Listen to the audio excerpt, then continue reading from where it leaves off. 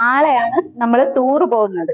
എല്ലാവരും വീട്ടിൽ പറഞ്ഞ് പൈസ കൃത്യമായി വാങ്ങിച്ച് എന്റെ കൈ കൊണ്ട് തരണം. ഹായ് അടാ അവിടെ ഇപ്പൊ അടിപൊളിയായിട്ടല്ലേടാ സൂപ്പറായിരിക്കും. ഞാനെനിക്ക് ടൂറിന് പോകാൻ വരുന്നില്ല. അത് അന്ന് എനിക്ക് ചേട്ടോട് അമ്പലത്തിൽ പോകണം. ടീച്ചറെ തനിക്ക് പറഞ്ഞില്ല. മോളെ ജാനി വാ. മോൾ എന്താ ടൂറിന് വരാത്തെ? അച്ഛൻ പൈസ, ചേട്ടൻ പൈസ തരത്തില്ലേ? ഓം ഇതൊരു മരണ വീടാണ് എന്നും പറഞ്ഞത് എനിക്ക് കളയാൻ പറ്റത്തില്ല. ഏത് മരിക്കുന്ന മുമ്പ് അച്ഛൻ ഒരുപാട് പൈസ പലിശക്ക് എടുത്തായിരുന്നു. എന്തായാലും ചിലവ് വാച്ച് കുറച്ച് പൈസയൊക്കെ ഇവിടെ ഇരിപ്പുണ്ടല്ലോ, അതിനൊരു 8,000 രൂപ എടുത്തോട്ടോ. ചേട്ടാ അതിപ്പം മോനെ വിളിച്ച് നാക്കുകൊണ്ട് പോയി പൈസ എടുത്തോടാ.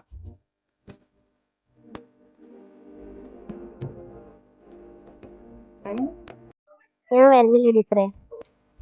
നാളെ ഇറങ്ങി പലിശ ഇടണം കേട്ടാ. അച്ചു, ഞാൻ ജാനിയുടെ ക്ലാസ് ടീച്ചറാണ്.